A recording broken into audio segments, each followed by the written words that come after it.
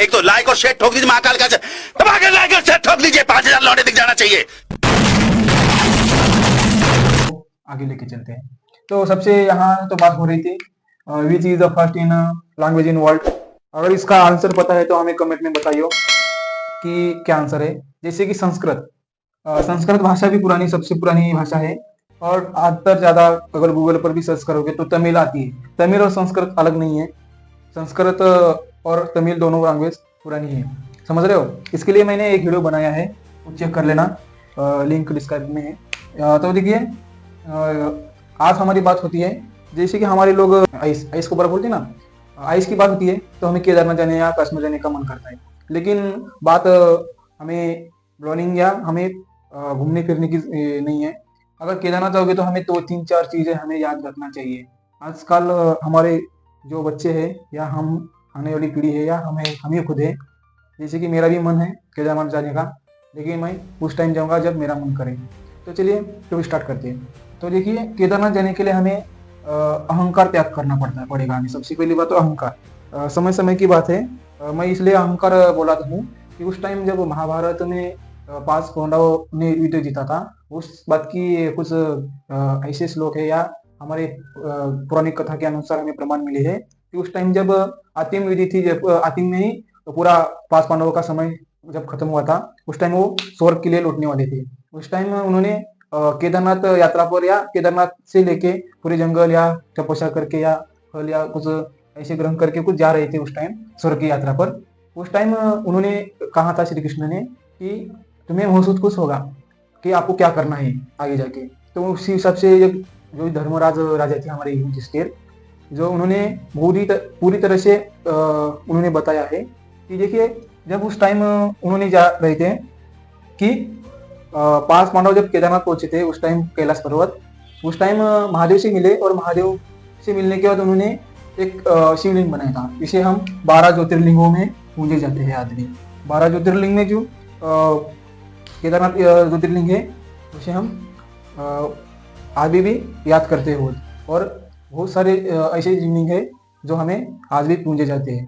तो देखिए उस 12 ज्योतिर्लिंग में से एक ज्योतिर्लिंग है केदारनाथ। आजकल जो बंदे हैं हमारे क्या हो रहा है कि केदारनाथ जाने का सपना देखते हैं, लेकिन उनको याद रखना जरूरी है कि केदारनाथ जाते समय हमें 2-4 चीजें बहुत पूरी तरह से ना त्याग करके जाना पड़ेगा। क्योंकि उस टाइम जब महाभारत में 5 पांडव गए थे उस टाइम, तो उन्होंने त्याग खुद नहीं किया। देख सकते हो पूरे महाभारत में युद्ध हुआ था उस टाइम 100 कौरवों के साथ। तो जो पांडवों ने युद्ध जीता था उस टाइम, तो एक भगवान के रूप थे सभी पांडव, जैसे कि युधिष्ठिर, नकुल, सहदेव और भीम और अर्जुन। उन्होंने वो 5 पांडवों ने खुद को त्याग नहीं किया था उस टाइम। लेकिन 5 में से एक पांडव ऐसा था जो धर्मराज नाम से पहचाना भी जाता है आजकल, और उसे धर्मवीर और धर्मराज भी कहा गया है। उसका नाम है युधिष्ठिर। उस टाइम की बात है जब महादेव ने कहा था कि यहाँ से जा रहे हो, तुम्हारी रास्ता मतलब यहाँ से स्टार्ट होती है स्वर्ग की। तो उस टाइम जब स्वर्ग से मतलब स्वर्ग का मार्ग ढूंढा था उन्होंने, उस टाइम भी आज इसलिए नहीं है कि वहाँ केदारनाथ में जाना है तो वहाँ स्वर्ग ही मिलेगा। स्वर्ग की बात नहीं होती है, अहंकार त्याग करोगे तभी स्वर्ग मिलेगा वहाँ, या हमें स्वर्ग की महसूस होगी। यानी हमारे यहाँ अंदर कुछ महसूस होगा कि हम कुछ पाकर आए हैं केदारनाथ जाके। लेकिन ऐसी गलती ना करें केदारनाथ जाके। पहले तो आपको अहंकार त्याग कर देना है। अहंकार के बाद उसे हम इंग्लिश में उसे बोलते हैं एटीट्यूड।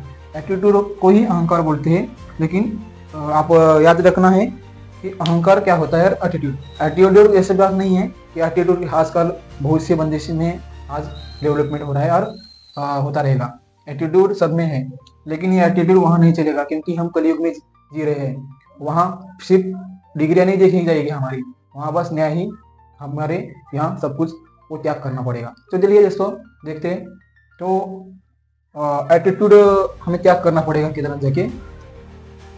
और उस टाइम की बात जब थी कि केदारनाथ 5 पांडवों ने तो गया था, नकुल ने हम उनका जो नकुल सहदेव थे वो किसी पीड़ा में कोई आदमी हो तो उसको बचाने की कोशिश में या बचा सकते थे, वो उनका अहंकार था, इसलिए उन्होंने वो त्याग नहीं किया था, इसलिए उन्होंने वो एग्जाम हार गए थे। यानी हम एक आज के हिसाब से अगर देखेंगे तो उसे एग्जाम भी कह सकते हो, क्योंकि हम जब पृथ्वी पर जन्म लिया है तो जन्म लेते ही हमारा एग्जाम स्टार्ट होता है भगवान की। और हमारा ये प्रोफेशनल है, जैसे कि हम आध्यात्मिक और धार्मिक, उनमें से एग्जाम अलग होती है। आध्यात्मिक जीवन जो जी रहे हैं हम, वो आज जी रहे हैं। और धार्मिक जीवन जो है हमारे पर्सनल में आता है, जैसे कि धार्मिक मतलब धर्म के बारे में बताना और सीखना। तो देखिए कि आध्यात्मिक जीवन में उन्होंने एग्जाम्पल के तौर से हम बताएंगे, एग्जाम थी। एग्जाम के बारे में अगर बोलेंगे तो 5 पांडवों ने महादेव को प्रसन्न किया था या तपस्या करके उन्होंने मिले थे, लेकिन महादेव ने उनके पासों की परीक्षा दी थी। अहंकार त्यागा नहीं जाता, इसलिए रावण ने भी अपना खुद का अहंकार नहीं त्यागा है। तो सोच लेना है, इससे भी बहुत कुछ सीखने को मिला। लेकिन हमें ऐसा नहीं करना है, हमें धर्मवीर या धर्मराज की तरह बनना है, युधिष्ठिर की तरह। वो 5 पांडवों ने जब उस टाइम गए थे स्वर्ग के यात्रा पर अंतिम में, तो उन्होंने नकुल सहदेव का तो हो गया, उन्होंने त्याग नहीं किया। और रही बात भीम की, भीम को जब की बारी आती है तो उन्होंने ना त्याग नहीं किया था हमारा बल का। जैसे कि आपको पता है महाभारत में एक लास्ट में बलराम जी आते हैं और श्री कृष्ण से कहते हैं कि दुर्योधन एक छल से मारा गया, लेकिन श्री कृष्ण कहते हैं धर्म की स्थापना के लिए जरूरी था। तो बलराम ने कहा था उस टाइम कि बात तो सही है, लेकिन हम घोषित करेंगे कि पूरे मतलब वर्ल्ड में या हम इसे पूरे संसार में, उन्होंने कहा था कि दुर्योधन से बड़ा कोई गद्दाधारी नहीं है। तो इस हिसाब से भीम को उनको अहंकार था कि गद्दाधारी मुझसे कोई नहीं है, इसलिए वो अहंकार त्याग नहीं किया था। इसे एटीट्यूड या अहंकार कह सकते हो। लेकिन बात तो सीखने को मिली ना। तो देखो बात हुई भीम की, और रही अर्जुन की बात। अर्जुन की बात जब आती है तो उन्होंने भी कुछ धनुधारी योद्धा के सामने लड़े थे, जैसे कि कर्ण, महादानवीर कर्ण के सामने जब लड़ा था उन्होंने, तो उन्होंने वो भूल गए थे कि मैं ही सर्वशक्तिशाली हूँ और मतलब सर्वज्ञ हूँ। जैसे धनुधारी में धनुर्विद्या में वो सर्वज्ञ नहीं थे, उन्होंने बनाया गया था। कुछ ऐसा नहीं है कि वो सही थे और गलत थे। कर्ण इतना दानवीर कोई नहीं है, आज की पीढ़ी में आपको पता भी होगा। तो देखिए अर्जुन ने जो सर्वज्ञ का मतलब खुद को अहंकार से नहीं बचा पाया, इसलिए वो भी हार गए थे उस टाइम। अभी महादेव की बारी जब आती है तो महादेव जी लास्ट में युधिष्ठिर का एग्जाम देते हैं। एग्जाम के तौर पे बता रहे हैं, तो उन्होंने कहा था कि युधिष्ठिर को कि युधिष्ठिर तूने क्या किया है लाइफ में। तो मैंने किसी युधिष्ठिर ने बताया मैंने कभी असत्य नहीं बोला था। एक उस टाइम एक महाभारत में एक हाथी था, उसका अश्वत्थामा। अश्वत्थामा के जैसे कि द्रोणाचार्य को मारने के लिए उन्होंने एक जाल रची थी श्री कृष्ण ने। तो वो झूठ नहीं था, लेकिन वो एक हाथी को मार गया था, इसलिए वो झूठ भी नहीं बोले उस टाइम। इसलिए युधिष्ठिर को कहा गया इस 5 पांडवों के सामने 4 पांडव भी हार गए थे उस टाइम, जब स्वर्ग से लौट रहे मतलब स्वर्ग जा रहे थे। तो वहां किसी ने जीता नहीं था, मतलब जीत कर भी हार नहीं सके थे। देखो तो उनमें से एक ही जीता रहा था, उनका नाम है युधिष्ठिर। तो युधिष्ठिर की बात अगर समझ में आई होगी आप सभी को, तो हमें लाइफ में यही करना है। हमारे साथ में ना केदारनाथ जाना है, तो हमें पूरी तरह से हमारा अहंकार त्याग कर देना है, मोह त्याग देना है। तो एक बार केदारनाथ जाने के बाद हमें ऐसे पाप नहीं करना है जो हमारे लाइफ में हमने किए हैं। समझ रहे हो? बात तो सीखने को बहुत कुछ मिलेगी केदारनाथ जाके। ऐसा नहीं है टूरिज्म का, जैसे कि आजकल देख रहे हो टूरिज्म का इलाका बन गया है आजकल। टूरिज्म यानी जाते हो, घूमते हो, केदारनाथ में बर्फ है, अच्छे से पहाड़ी इलाका है, उत्तराखंड में बहुत कुछ मिलेगा, लेकिन हमें उनका महसूस करना है उनको कि हम क्यों आए हैं वहाँ। हमें त्याग करके जी जाना है और हमें वही काम करना है जो लाइफ में हमारे हित में है, समाज के हित में है और राष्ट्र के हित में, देश के हित में है। ओके, तो फैमिली से दूर ना रहो, क्योंकि फैमिली हमारा स्वर्ग है।